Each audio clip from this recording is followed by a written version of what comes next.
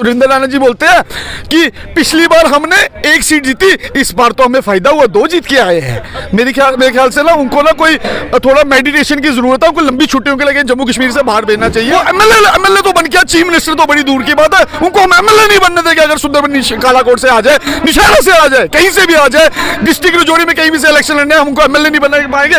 Chief minister के तो वो ख्वाब दिखते हैं। जो लोग बोलते थे कि यहाँ पे 80% लोग कहते हैं कि इलेक्शन नहीं होने, उनको एक तमाचा है। जो लोगों ने वोट देकर नेशनल कॉन्फ्रेंस को यहाँ पे चुना, वो 80% लोग भारतीय जनता पार्टी के लोग थे जो डरते थे इलेक्शन से। वही एलजी साहब को जाके बोलते चुनाव नहीं कराया। भाजपा को डर किस चीज का है? अगर वो 5 स्टेटों में इलेक्शन करा सकते हैं, जम्मू कश्मीर में क्यों नहीं? जम्मू कश्मीर में भी चुनाव कराया जाए। क्या यहाँ पे डेमोक्रेसी बहाल नहीं होनी चाहिए? सबसे पहले तो मैं आपको बोलना चाहूंगा कि परसों का जैसे आपने रिजल्ट देखा हिल काउंसिल का, वहां में नेशनल कॉन्फ्रेंस लार्जेस्ट पार्टी बने, तो उस वजह से यहाँ पे एक धरना रखा गया कि जिसमें ऑल पार्टी ने यहाँ पे किया कि कल 5 स्टेट्स की इलेक्शन की अनाउंसमेंट की, पर जम्मू कश्मीर में का अनाउंसमेंट नहीं हुआ। दूसरी बात है, यहाँ पे हर पार्टी के यहाँ पे है, कुछ वजह से डॉक्टर साहब और महबूबा मुफ्ती साहब मैडम नहीं पहुंच पाए, पर यहाँ पे उनकी तरफ से पूरी नेशनल कॉन्फ्रेंस और पीडीपी ने रिप्रेजेंट किया है यहाँ पे। और साथ साथ मैं आपको एक बात बताना चाहूंगा कि भाजपा को डर किस चीज का है? अगर वो 5 स्टेटों में इलेक्शन करा सकते हैं, जम्मू कश्मीर में क्यों नहीं?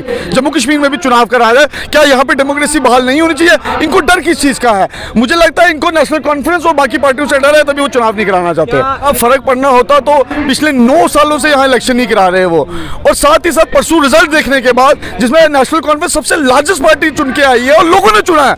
जो लोग बोलते थे कि यहाँ पे 80% लोग कहते हैं कि इलेक्शन नहीं होने, उनको एक तमाचा है। जो लोगों ने वोट देकर नेशनल कॉन्फ्रेंस को यहाँ पे चुना, वो 80% लोग भारतीय जनता पार्टी के लोग थे जो डरते थे इलेक्शन से। वही एलजी साहब को जाके बोलते चुनाव नहीं कराया जाए। पर ग्राउंड रियलिटी में आप यहाँ की सर्वे कीजिए, जम्मू कश्मीर का हर नौजवान, जम्मू कश्मीर का हर बुजुर्ग चाहता है कि डेमोक्रेसी बहाल होनी चाहिए और यहाँ पे चुनाव होना चाहिए। ये खाली रविंद्र राणा डरते हैं, जो इनके स्टेट प्रेसिडेंट है, वो इलेक्शन नहीं कराना चाहते। जब कोई हारता ना, उसके बाद इनके पास रविंद्र राणा जी बोलते हैं कि पिछली बार हमने एक सीट जीती, इस बार तो हमें फायदा हुआ, 2 जीत के आए हैं। मेरे ख्याल से ना उनको ना कोई थोड़ा मेडिटेशन की जरूरत है, उनको लंबी छुट्टियों के लिए जम्मू कश्मीर से बाहर भेजना चाहिए। वो परेशान है, जब हारते भी उनसे हार बर्दाश्त नहीं होती है। अब उसके बाद ये बोलते हैं ये कार्ड किया, अगर तुम्हारे में दम था तो कुछ जीत के आते ना।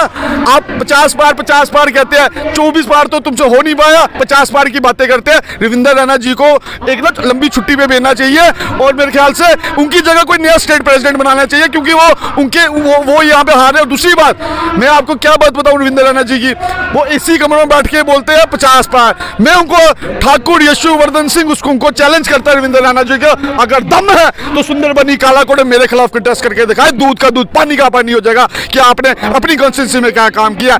इसी कमरे में बातें करने और ग्राउंड रियलिटी में काम करने में बहुत फर्क होता है। नैना साहब रात को सपने में सपना लेते हैं और सुबह भूल जाते हैं। मेरी एक बात नहीं समझते, 50 बार कैसे होगा? मैं आपको यहीं से बोलता हूँ, वो एमएलए तो बन गया, चीफ मिनिस्टर तो बड़ी दूर की बात है, उनको हम एमएलए नहीं बनने देंगे। अगर सुंदरबन कालाकोट से आ जाए, निशाना से आ जाए, कहीं से भी आ जाए, डिस्ट्रिक्ट रजौरी में कहीं भी से इलेक्शन लड़ने, हम उनको एमएलए नहीं बना पाएंगे। चीफ मिनिस्टर के तो वो ख्वाब दिखते हैं खाली।